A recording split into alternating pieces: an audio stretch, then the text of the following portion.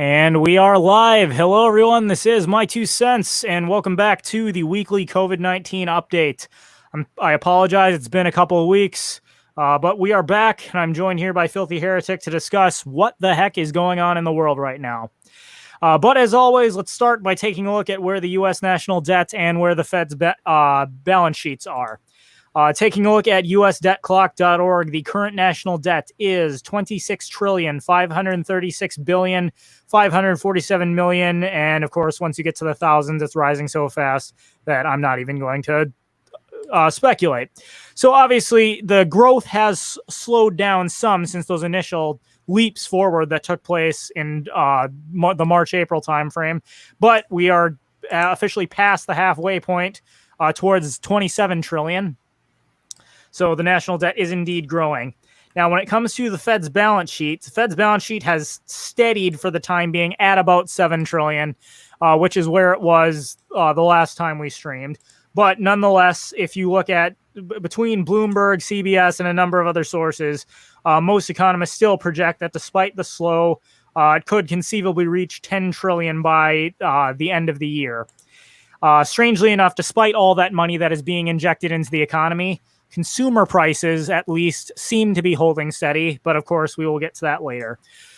First thing I want to discuss that's going on in the world right now, as you might guess from the thumbnail I created for this stream, what's going on in China. Now, China, of course, where the coronavirus originated from, the mainstream media and other sources like the World Health Organization tell us they've done such a great job handling it. China has had a problem this past week, and Bloomberg reports that on social media throughout China, rumors are getting started that bank runs are coming in China. In other words, for those of you, I'm sure many of you are, but for those of you who may not be familiar, a bank run is essentially when the population loses faith that a bank is sound, that it actually has that they're actually going to receive interest payments on their deposits, or whether or not their deposits are even there.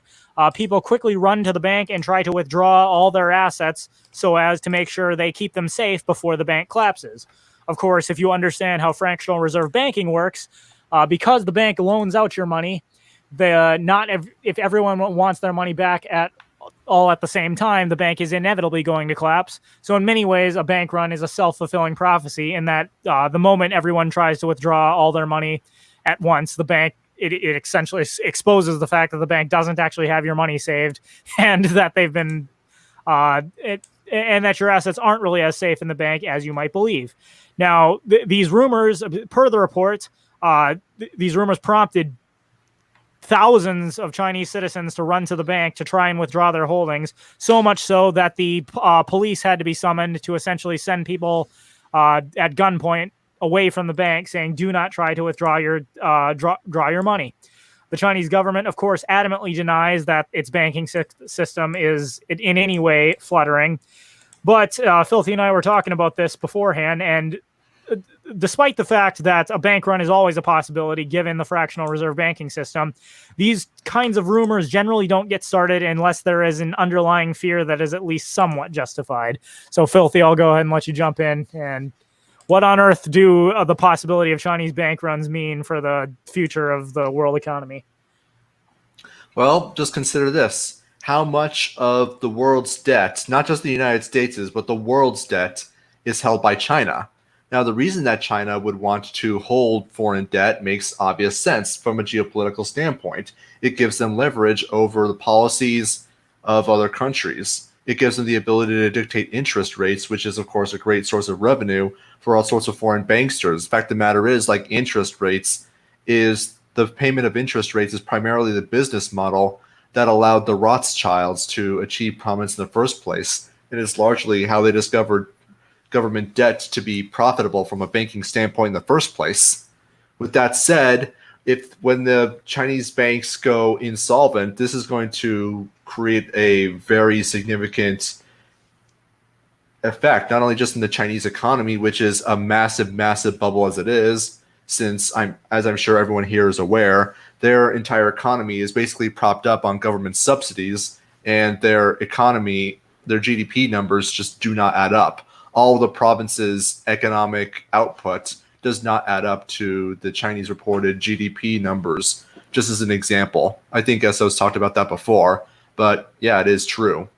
And I mean, we know that communist regimes are well known for doing all sorts of funny math to come up with all sorts of fraudulent numbers just to make themselves look good. But that's the important word, is it? Look good.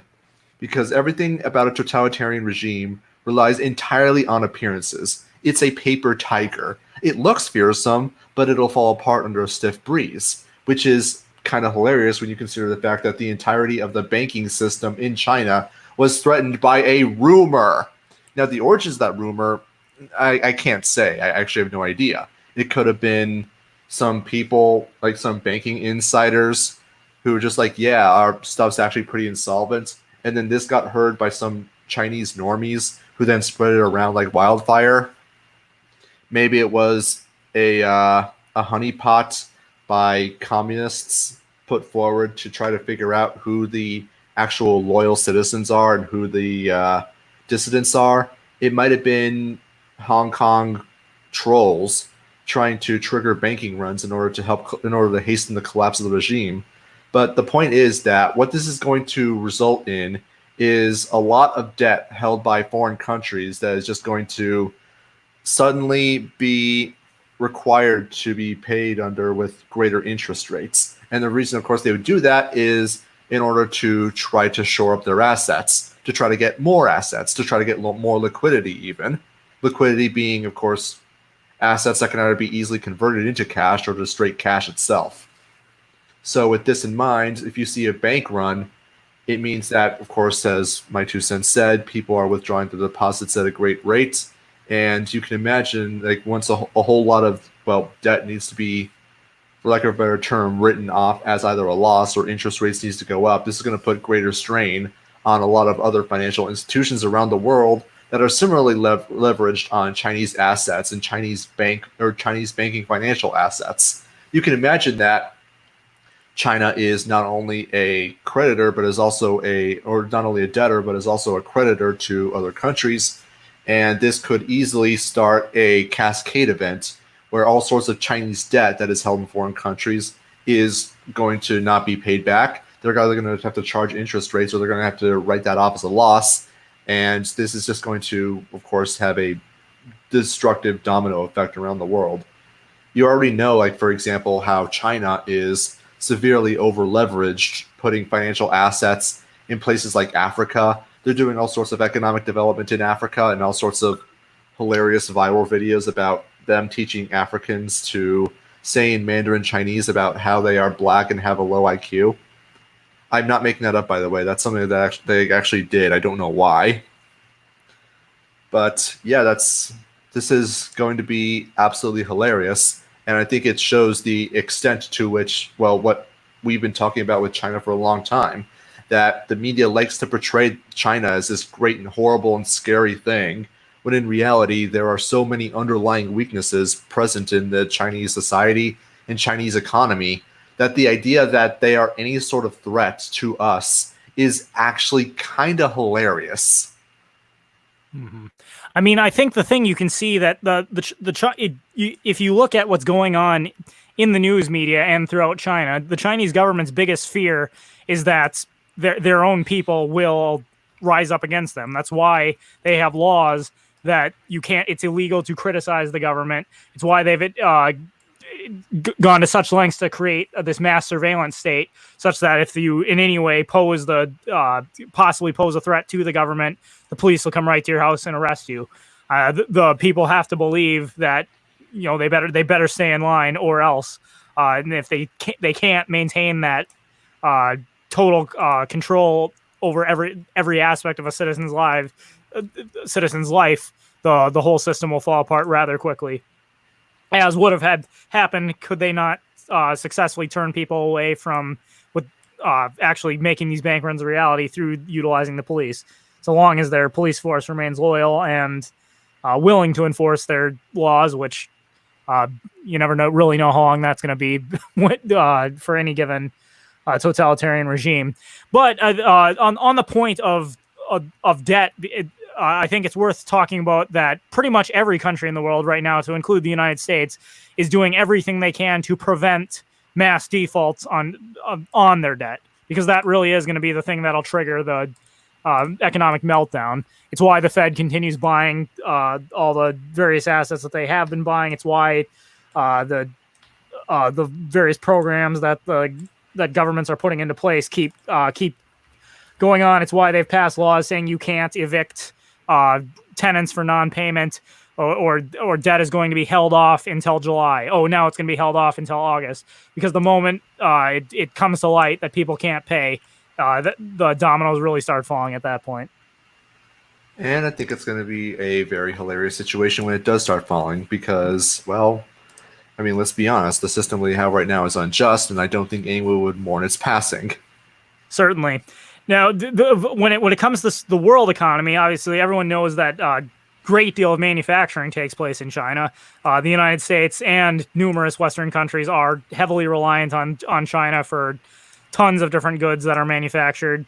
Everything from toys to medical supplies gets manufactured in China, all of which has already is having an effect on the economy. But if the kind of Chinese mass economic collapse takes place, which is looking like it would in the events of those bank runs, that's going to have a ripple effect throughout the world as well.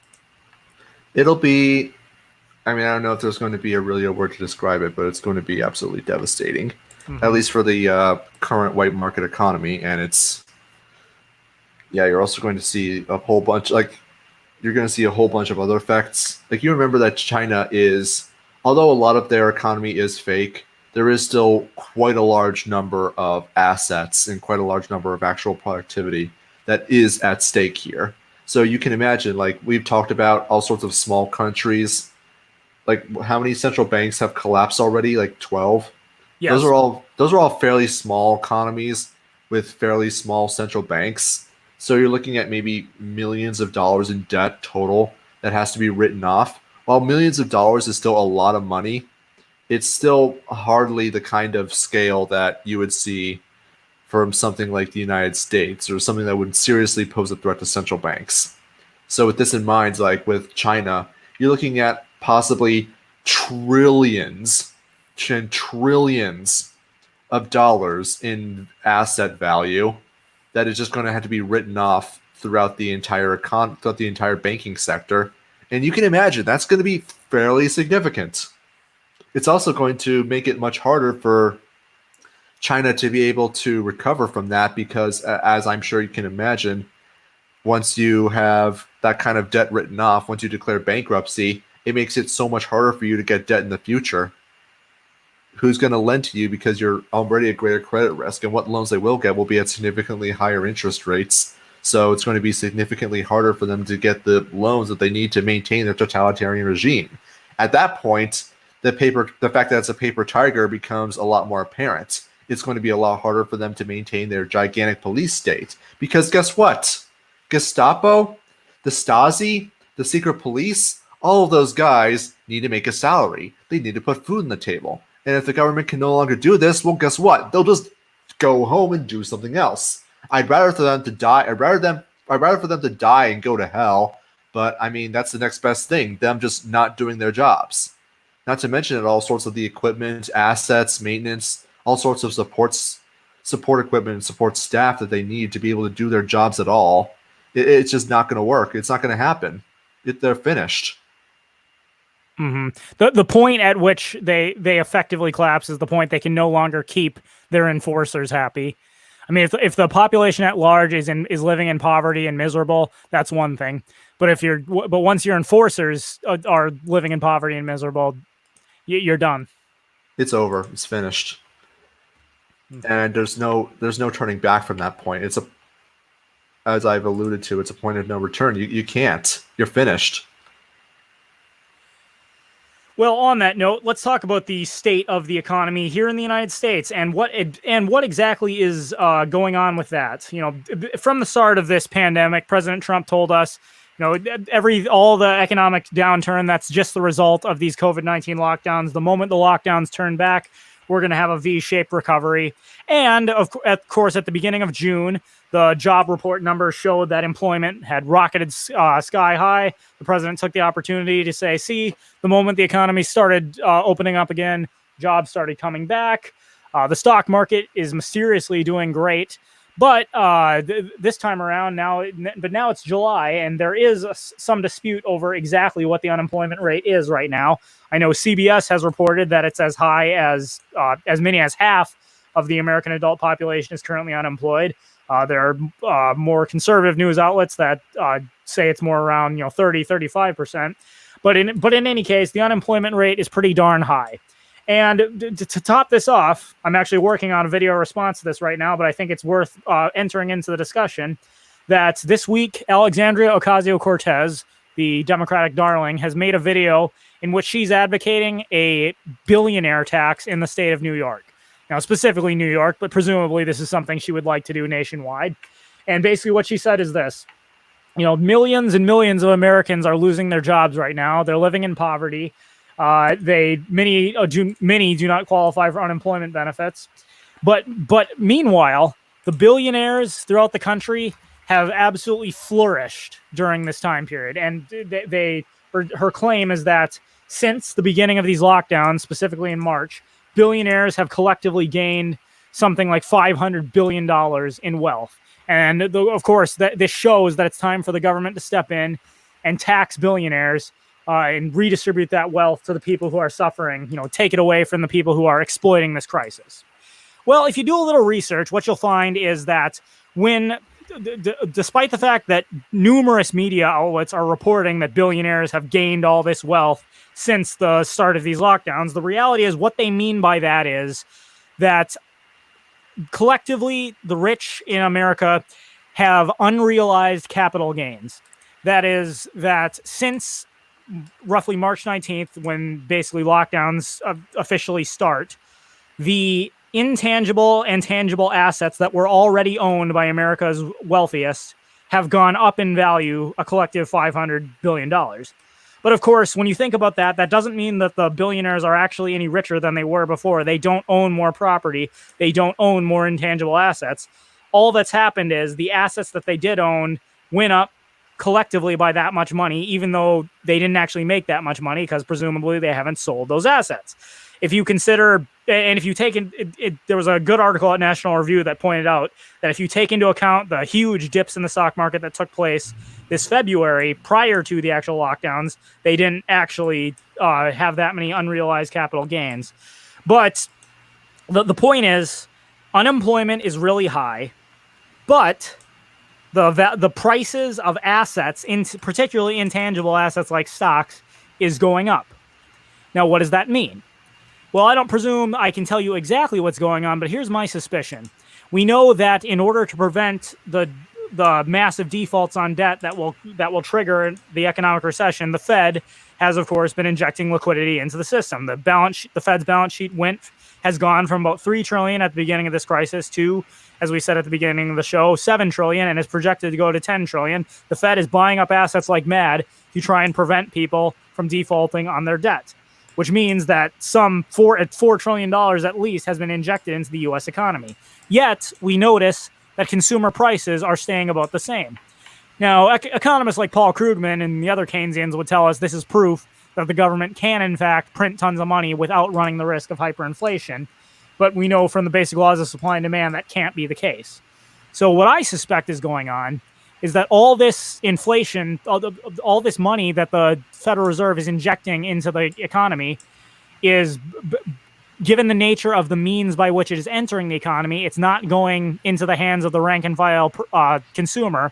It's going towards the stock market and towards these other intangible assets. So, it looks to the common man, it looks like the billionaire is getting richer and richer because the value of his assets are going up, up, up. But I don't think that's what's really happening. What's really happening is more and more money is going towards those sectors, which looks like unrealized capital gains, which then prompts progressive politicians and those to say, look, we need to raid the billionaires, when in reality, the billionaires aren't actually any wealthier than they were before. And actual attempts to raid the billionaires and take that non-existent wealth is, in fact, only more likely to trigger that very recession that the Fed is trying to stop. So I've said a lot there, Filthy. I'll let you chime in.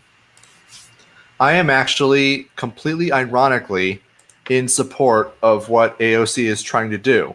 Now, I mean, it's funny she's trying to do this in New York because she's a congressperson and can't actually, legislate for the city of New York. She can advocate for it, she can do whatever she wants, but in general, her ability to actually do this on a local scale is rather limited. That said, I do half-heartedly support this, but only in the sense that this will encourage people in New York, people who own assets, people who would be subject to the billionaire's tax, to leave New York and seek greater, more profitable pastures.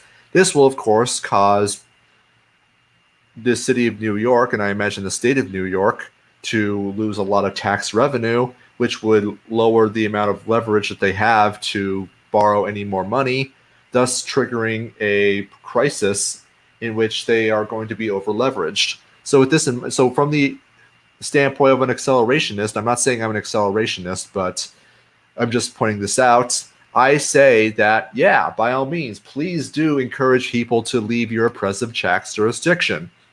Accelerate the process by which people are going to find out that moving their assets from location to location is actually becoming so easy that literally anyone can just go on the internet and become a resident of, say, Luxembourg or Sealand, and thus not be subject to corporate taxes anywhere. I mean, I think I remember reading this in The Sovereign Individual, that what's going to end up happening is that people are going to find that moving their assets to a more favorable tax haven is going to be so simple. So, for example, you might live in New York City, you might have your offices in New York City, all your employees might live in New York City, you might have all your production take place in New York City, all your computers, all your assets in the same damn 100 square foot area.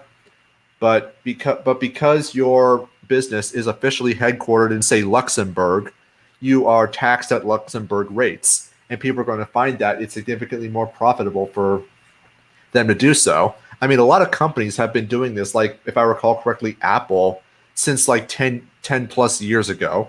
So this is hardly a new thing, but we're going to find that this is going to be a lot easier for even more people to do. It won't just be restricted to absolutely massive companies with huge amounts of assets. You're going to find that small businesses are going to be doing this as well. That mom and pop shop, yeah, you might be able to get that down the corner street from where you live in the United States, but officially they're a Luxembourg company. And you can imagine like what effect that would have on the United States government, because, well, if I recall correctly, around 80 to 90% of all production in the United States is done by small business. 80 to 90% of all commerce and 80 to 90% of all tax revenue, roughly. So with that said, you can imagine what would happen if even 25% of them started to headquarter in Sealand, a place which I don't even think has a corporate tax structure. I mean, it would just be absolutely freaking hilarious. Mm-hmm. And the irony of all this is that this actually played out in France back in 2014, 2015 timeframe. Now, go ahead, get on Google right now, look up French news articles from 2014, 2015. What you'll find is that the progressive wing in the French government said exactly this. The billionaires are getting richer. The poor class is getting poorer. It's about time those greedy billionaires paid their fair share. We need to impose a wealth tax on the wealthiest among us and redistribute that wealth to the people who actually deserve it. Well, what happened over the next year? Some 42,000 millionaires living in France sold their properties and said sayonara. They just left the country, and which of course made the situation even worse, because the richest among them were already paying a significant portion of the tax revenue to the French government. When a wealth tax was imposed, the people had the means, so they just left. And that's exactly what Filthy just described. So we don't need to imagine what's going to happen. We already know, because it's been tried by other countries. Mm-hmm. And I'd like to see this in a bit more of a permanent way. And we know that tax revenues that tax rates are only going to increase as time goes on, because the process by which, remember we were talking about earlier with with the Chinese banks and how insolvent they were? Mm-hmm. A lot of what I didn't mention earlier, and this is actually mentioned in the Bloomberg article, is that a lot of these banks actually are over leveraged, they actually are increasingly insolvent. And you're seeing a lot of things like the Chinese central banks and this Chinese finance ministry is authorizing and even mandating that smaller banks sell their assets and consolidate with larger banks, specifically to try to shore up their assets and to try to maintain some liquidity. Now, while it is somewhat unknown, it is known within the finance institution that banks are always going to be selling, trading, and just generally, like, there's a constant churn among finance firms. Like, this is normal. Fact of the matter is, like, if you aren't buying up smaller firms, you're dying. Now, how much of that has to do with just how finance works in general, or has to do with the extent to which the finance industry is the most heavily restricted industry in the United States, with the exception of healthcare and nuclear energy, I don't know for sure. But I do know that, well, this is being done specifically because these Chinese banks simply do not have the assets. They are insolvent, and they simply cannot function the way that they are right now. And everything they're doing right now is just based on this trope that I've been saying for a while now, keeping the lights on for another 5 minutes. Mm-hmm. And, well, yeah.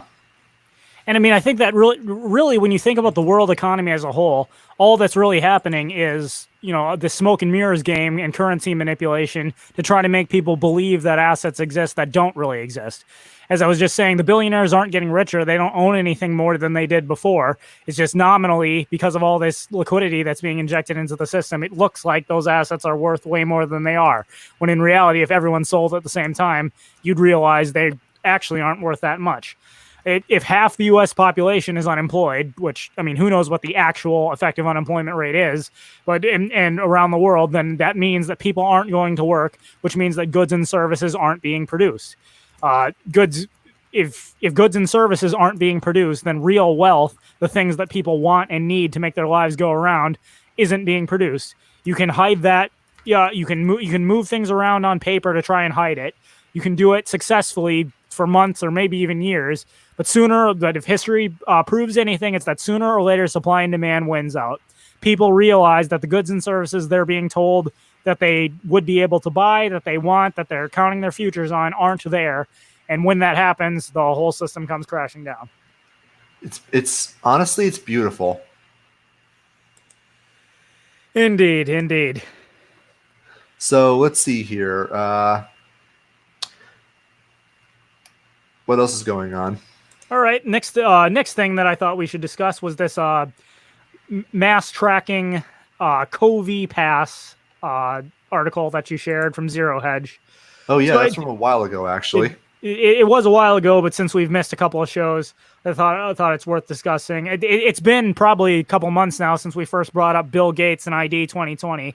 But to refresh everyone's memory, for a while now, the Bill and Melinda Gates Foundation has been funding a project called ID 2020, which basically advocates creating a digital identity for every person on Earth.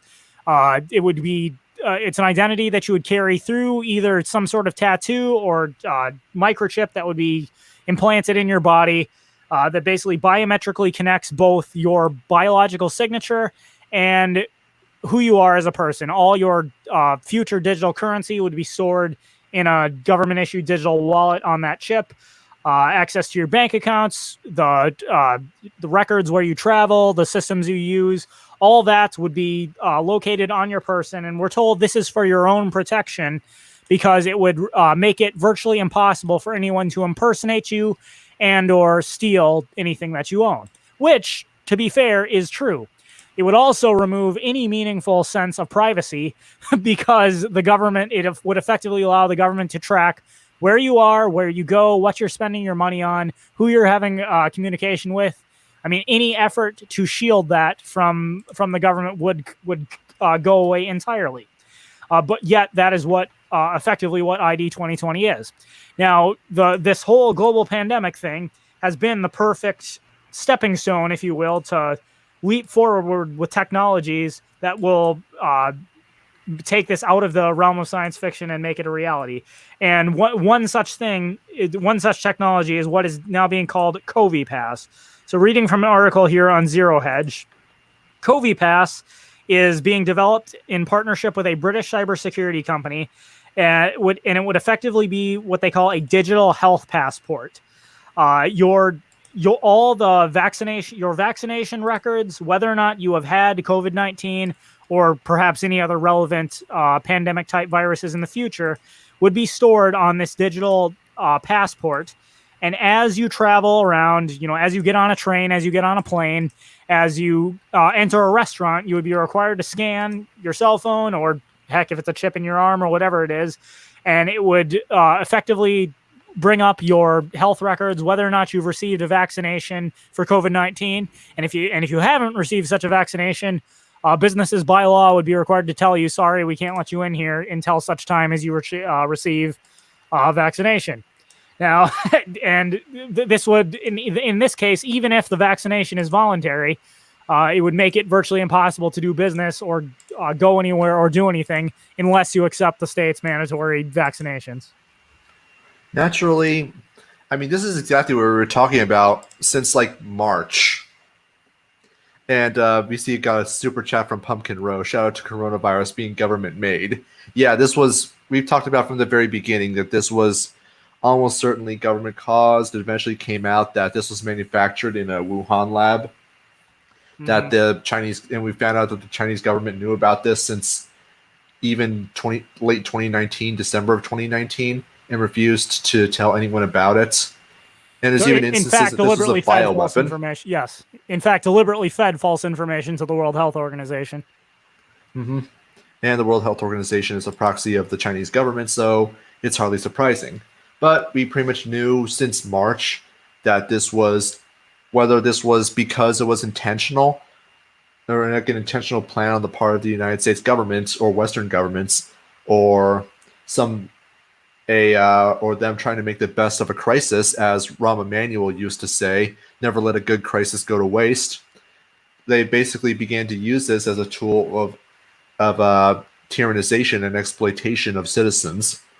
With this in mind, yeah, this is exactly what we were talking about is going to happen.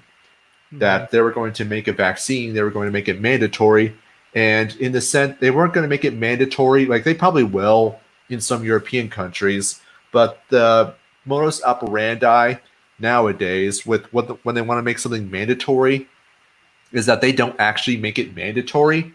They make it so economically expensive through their various means of economic intervention to mandate that people do certain or treat people who don't comply in certain ways. In this case, as you talked about before, they're going to be making it they're going to require people scan their COVID passes in order to be able to use public transit, to be able to get a job, to be able to get an apartment, to be able to do a whole bunch of other things. Just simple economic participation in the white market is going to be significantly more restricted because you did not comply with with the vaccine that is mandatory. And of course, Trump tweeted out not long ago that he is going to get the military to distribute the vaccines. And I can already hear, in the moment I read that tweet, I could basically make out that weird sound I was hearing throughout that entire day.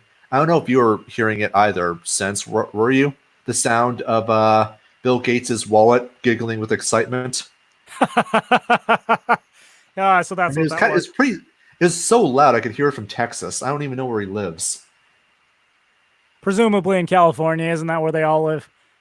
I don't know. But I guarantee you he owns property there. He almost certainly does, and he probably owns the entire state of Nevada too. Now, with that said, where was I going with this? Okay. So you have the sorry. I wanted to say, I think it's interesting that this is coming, and this is also coming about at the time where the other huge national narrative going on right now is defund the police. And national media is talking everywhere about how police brutality and racism is such a horrible national issue, and we need to get rid of these horrible police officers, which there's a legitimate discussion to be had there. And we did talk about that on a previous stream. But it's interesting that that is a particular narrative going on right now, because we know that instrumental in making this COVID pass a reality is the government's ability to enforce it. And to enforce it, you're going to need a police force. But of course, the greatest danger that I see to this not becoming a reality is the decentralization of the current law enforcement system. Now, do I think there are problems with local police? Absolutely. But also, if we can see that with these government mandated lockdowns that have taken place across the United States, what really affects whether or not people are wearing masks or going out is the willingness of the local departments to enforce these certain measures. If various local departments are too small, or because the local sheriff or police chief has a disagreement with some larger state or national policy, some departments are saying, we're just not going to enforce it because we either disagree with the measure or we don't have the means to enforce it. So the people in those cities and counties get away with not following the mandates. So it's I don't think a coincidence then that there's this huge national movement against police, but in particular, if you look at these reports, it's all local police departments, it's local municipalities. It's not the Federal Bureau of Investigation, it's not the U.S. Marshal Service or the military or any other federal centralized arm that the state might use to enforce its COVID-19 policies. So I think we see simultaneously there's a move to get rid of decentralized law enforcement in favor of a larger centralized law enforcement system. They won't call it that, obviously, but it's going to be a system of enforcers that will then be responsible, ideally placed, to pair with these new policies that will now be that much easier to enforce without competing state factions, such as those that are potentially represented by local police departments. I think it's a pretty good point that doesn't get brought up, and you're seeing this a lot about how the protests and riots in general are being used for centralization, not only just in law enforcement, as you pointed out, but also in economically. I think we talked about before how police would direct rioters towards districts and cities where there were a lot of small businesses. And this, of course, if a small business is destroyed, this frees up market share for large state-backed cartels like Walmart. Mm-hmm. And make no mistake, regardless of who wins, I mean the state ultimately wins, but at the end, but the various factions that are fighting for control of that state are indeed real, and the heat that's taking place between the political factions we have right now demonstrates just how desperate they are to take control before this happens. Yeah, and this is very much like their last chance at trying to achieve their agenda. I mean, I think I can feel the pressure as well, in all honesty, that this is the jig is up, basically, for lack of a better term. They have to get their agenda now, because pretty soon there's not going to be much of a crisis left. People are going to be burnt out. People are going to get sick of it, and a whole lot of things that have been in place for a long time, a lot of these cycles, for lack of a better term, are really coming to an end. And now is the time to, if you have this kind of agenda, if you're a true believer, now is your last chance. Now I'm trying to think of what other ways to put this, because it does very much sound like that defunding the police is definitely going to be the agenda. And I've always known for a long time that... Crap, I lost my train of thought. So let me just give me a moment here to try to recollect my thoughts. No problem. So yeah, the kind of centralization in legislation enforcement definitely seems very, very likely. You can imagine that in places like New York City, in the city where, let's see here, on May 25th, a police officer charged a homeless person with assault against them for quote-unquote bruised knuckles. Take a few guesses as to how that officer got bruised knuckles. According to the officer, the man kicked him in the hand. That's how he got bruised knuckles. Now, how do you think he actually got bruised knuckles? Probably while he was beating the crap out of the homeless person. Of course. And there's the body cam footage to show this. So, yeah, that's entirely what's been going on. And it's kind of funny when you hear a lot of conservatives and a lot of conservative outlets, for example, Bucker Barlson, talking about how police officers need to be protected, how they need things like qualified immunity to make sure that they aren't unjustly prosecuted. And meanwhile, they do things like this. I've known for a long time these people are controlled opposition, but come on. Now, with this in mind, it does go without saying, like, I think I kind of went off topic there, rather went off the point that I was trying to make, which is that you have Minnesota, which is largely dismantled its police department, thank God, and you have the NYPD, which saw 20% of its budget cut as well. Now, I think I've made the case in a previous stream that this is being done because these localities were already hurting financially, and this was just a very convenient excuse for them to, one, cut their budgets and save money, as well as two, make it sound like they actually care about what people think. When what's actually going on is that this is just them responding to economic forces that were already in place. But with that said, yeah, I lost my train of thought again. I'm going like my mind is going a mile a minute. Oh yeah, now I remember. So, okay. yeah, sorry, I'm being terrible right now.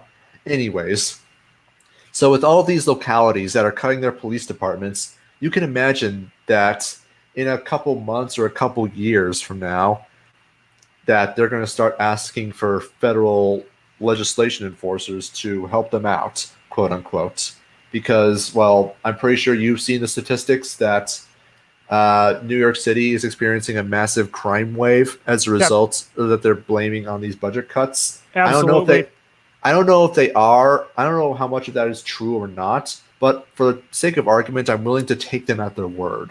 So And I will say imagine the other that. reason you can continue. I'm just going to say the other reason I'm willing to take them at their word is because these cities that are seeing the huge crime surges after cutting their police budget, New York, Chicago, they're also the cities with the strictest gun control legislation. So for years, the rank and file citizen has been unable to obtain the tools he would need to protect himself without the help of the police. So in other parts of the country where police budgets are getting cut, we don't see a corresponding rise in crime. But we do see it in cities where the citizens aren't armed and able to protect themselves. Hell, I think in places like Atlanta, which, although it does have some pretty strict gun controlled legislation, its crime has actually gone down significantly. Now, with that said, yeah, you're going to see a whole lot of cities in the future begging for federal legislation enforcers to basically help them out because they're being overwhelmed and we're big babies, that sort of thing. And that's what I think is largely going to result in this centralization that I was just talking about. It's Yeah, just going and to be the cities are going to beg for it, basically. exactly. And they'll bring them in. My guess is they'll call them something other than police. I mean, you think of like the peacekeepers from the Hunger Games or something of that nature. Oh, I know what they'll be called. I know what they'll be called. They'll be called advisors. Yeah, advisors or something of that nature. You effectively replace the local police department with a completely centralized law enforcement agency, given a name other than law enforcement, so as to take away the fears from the people who are screaming Black Lives Matter, defund police. But effectively, they'll be doing exactly the same thing. Just now, they'll be doing it under centralized direction and primarily to enforce these COVID Pass and ID 2020 and other centralized control measures that the state wants to implement. I mean, I criticize police a lot, but a lot of the kernels of liberty that we are seeing in this pandemic has been like local sheriffs publicly stating that they will direct their departments to not enforce any of these ridiculous restrictions, lockdown orders, that sort of thing. I know in my county, my local sheriff has stated that the mandatory mask order from our imperial overlord, aka Rick Perry, he's decided that, yeah, we're not enforcing that at all ever. Which thank goodness for that. I'm still going to be critical of police, but I mean, I'm willing to give credit where credit is due. I agree, and I'd say I'm still critical of police as an institution, although I do believe individual police officers and sheriffs can certainly do the right thing and often do. Thank God. Mm-hmm. All right. Well, we're about 45 minutes in. That's pretty much everything I wanted to cover for this stream. So with what time we have left, I see we have 27 people watching right now. If anybody's got any comments or questions that you'd like us to address, by all means, go ahead and put them in the chat now. Actually, there is a few other things that we were pointing out that we were posting that I think I wanted to talk about. Oh, go right ahead then. For example, the Army's official Twitch page is doing something very, very shady in terms of military recruitment. I don't know if you saw that video, but from what it sounds like, the Army's official Twitch page, which, I mean, the Army has had an interesting relationship with gaming in the sense that they have their own official esports team. They do their own like gaming channels to, you know, try to entice people to join the Army. Now, you can go back and forth as to whether or not that is a legitimate tactic to try to get people into becoming cannon fodder for the states. I mean, but as far as tactics go, that's actually fairly good, fairly admirable, actually, that they're just trying to, you know, reach out to people in ways that they would actually find interesting. However, what they've been doing recently is that they've been doing a giveaway for, if I recall correctly, a special console controller or a special like limited edition controller. However, the link for the giveaway leads the person to an Army recruiting site where you can sign up online to effectively join the Army. And this is, of course, raising a bunch of red flags because if you're doing a giveaway and it leads to an Army site, you can imagine some clueless 16-year-old who probably wants to get some special Fortnite stuff, goes on there, signs up to join the Army, thinking that this is how they sign up for the giveaway. This is like very fraudulent and very shady, to say the least. I don't know if they do this a lot or if they'll keep doing this, but I mean, I'm glad that people are at least pointing it out and that people are giving them crap for it because, yeah, that is just absolutely freaking disgusting. It's funny. It makes me think of, have you seen that episode of Family Guy where Army recruiters come to Chris's high school? Later in the episode, Brian takes Stewie to the Army recruiter's office to chew him out. But what instead ends up happening is Stewie walks into the office and signs both him and Brian up to join the Army, and then before they know it, they get shipped off to boot camp. No, I don't watch Family Guy. Okay, well, yeah, just it was kind of making fun of all the things the U.S. Army will promise you in order to, if you join the Army. Of course, all of them being vastly unrealistic. Like they show this video presentation of soldiers jumping into piles of money while girls in bikinis are jumping all over them. And it's like the U.S. Army. Oh yeah, your experience may vary. and then of course, when Brian goes to the office not to join the Army but to chew out the Army recruiter, and instead Stewie walks in, signs 2 pieces of paper, and inadvertently causes him and Brian to join the Army. So. Yeah, and I understand that there has been a significant crisis in Army recruitment recently, but so what? It means that people don't want to join the Army. That's not a bad thing. I mean, no, there's really nothing else to that. There's no reason to want to join it. For one thing, everyone's sick of these infinite, endless wars that are going on, and giving the lying sociopaths who get us into these wars, giving them less of an ability to send cannon fodder to fight for them on their behalf. That's a good thing. However, keep in mind that there's a not zero chance that they could just reinstitute a draft again. I mean, they already have all that infrastructure in place. All they need to do is just institute it again. You know, it's interesting you bring that up because there's actually a news article. I just remember now. I saw it earlier this week.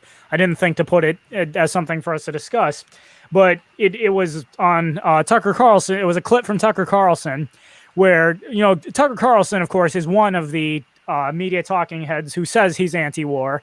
And he was talking about how the war in Afghanistan is now officially the longest war in U.S. history. And what can we do to finally put an end to the war in Afghanistan? And is Tucker Carlson going to bring on his show? The expert he's going to bring on his show to talk about how important it is to end the war in Afghanistan Eric Prince. Now, I hope everyone knows who Eric Prince is. Eric Prince is the founder of the organization previously known as Blackwater USA. It has since taken on a different iteration. I forget what they're calling it now, but essentially it's a very large mercenary firm known to have committed numerous crimes. But the United States government nonetheless has contracted them, and Eric Prince and his cronies have been making quite a bit of money off the backs of endless wars in the Middle East. Well, what is Eric Prince's solution? We should end the war in Afghanistan, bring the U.S. troops home right now, and, of course, pass on any necessary military duties to great military contractors like him and his organization, which, incidentally, his organization is also accepting contracts with the Chinese government to help enforce their policies in East Asia, but Tucker Carlson seemingly didn't mention that at all. So it's funny because we have mainstream media talking heads who repeat these same talking points. The U.S. needs to get out of endless wars. The war in Afghanistan is pointless. And oh yeah, what should we do about it? Pass it on to government contractors, privatize, not privatize in the true sense of the word, but privatize these wars so that corrupt known criminals can make more money off their backs. Well, I don't see any conflict of interest there at all. I don't know what you're getting at, my 2 cents, but I don't see any reason why we should be concerned about the motives of people who say, like, oh, we should just end the wars by bringing all the troops home and relegating all military duties to my organization. I don't see any kind of conflict of interest there at all. I mean, are you sure you're not some crazy conspiracy theorist? Yeah. I'd still love to know what the U.S. government's official explanation is for why we're still in Afghanistan. Well, their official explanation is potatoes. I actually did a Google search the other day. What is the Department of Defense official reason for why we're still in Afghanistan? I couldn't find a single article. Yeah, I have no idea. I don't even know why we were in Afghanistan in the first place. Well, of course, the official answer we were given was to go after bin Laden and to ensure that the country did not become a safe haven for terrorists again in the future. But it's clear by now that it's well past that explanation. Oh, yeah. I'm just, as far as I'm aware, like, they're thousands of miles away. They're not really much of a threat, and the only reason that they were a threat to begin with is because of the CIA training the Mujahideen. I mean, are we gonna forget that? What's his name? Osama bin Laden was a CIA asset at one point. Oh, he was in 1979. The CIA happily gave him arms, heavy amounts of money and weapons in order to take on the Soviet Union in Afghanistan. Oh yeah. And the whole point was part of a strategy to try to undermine the Soviet Union in its main economic weak points. The irony being, all these wars we're fighting against the United States. Essentially props someone up, then later tears them down. Props someone else up, tears them down. So we defeat one dangerous enemy by propping up our future enemies. It's honestly a kind of a remarkable thing.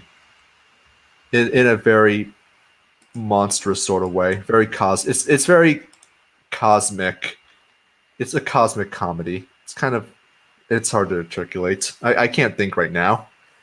But yeah, let's see here. The next thing I want to talk about is that this is starting to make its way around Knitter, which is kind of hilarious. That is that face masks, which are mandatory by the United Kingdom government, as well as multiple states throughout the United States, they're now producing labels on the packaging that say, let me see if I can't get an example on my screen right here. So this is what it says on the box for these masks. Warning, this product is an ear loop mask. This product is not a respirator and will not provide any protection against COVID-19 coronavirus or other viruses or contaminants. Yet you must wear one. Yet you must wear one. God, the people who claim to control us, they're evil. There's really no other way around it. I mean, I'm sure you've seen it. People have stitched together the footage of Dr. Fauci just back in February saying, do not wear a face mask. It will not help. In fact, it might even increase the risk that you get COVID-19. And then just a couple weeks ago, And then, they put that footage right next to him just a couple weeks ago, urging the American people to wear a face mask. It's so important for your safety and not spreading COVID-19. And some media talking heads even approached him about this and said, hey, I mean, what do you have to say about the fact that you first told us do not wear a face mask? It could make the matter worse. Now you're telling us wear a face mask. And he's like, well, I said don't wear a face mask at first because I was afraid that if everybody ran out and tried to get face masks, the healthcare workers and other at-risk people wouldn't have enough face masks. And one thing I wish someone would have said is, okay, let's take you at your word. You just admitted that you flat out lied to the American people and prevented them from obtaining something that may have improved their safety because you were afraid that healthcare workers or the people you felt needed it better would run out. So if you flat out lied to the American people then, how can we trust a word coming out of your mouth now? Why is nobody asking him this question? Well, because they agree with everything he says. They're not there to, report. This is actually kind of something that drives me crazy about people's interpretation of how reporting actually works. People just assume that they're, critical. They're going to be asking questions. They're not there to ask questions. They're not there to be critical. They're not there to even figure out information. They're there to propagandize. They're there to preach. They're, quite frankly, I would hesitate to use this term, but I think they're a modern priesthood. Well, not really a modern priesthood. They're more along the lines of a modern lay clergy. They're like the guys in the streets who, drum up interest in the priests who are actually at the temple. Yeah, pretty much. They're just there. They're not there for your interests. They're there for the interests of the ruling priesthood. I like this. JC Armitage says, I wonder how much benefit bank robbers are getting from these mandatory mask legislations. Quite a lot, I would imagine. If you recall that, the mandatory mask legislation is only symptomatic.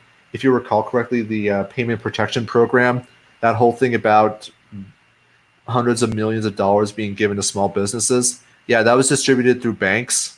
And if you think that they didn't get a massive cut from their distribution, I think you're deluded. Oh, of course. And, further reinforces my theory about why the stock market is going up so high. Well, people are unemployed and consumer prices remain the same. No, it's fraudulent. Everything about this is just don't believe your lying eyes.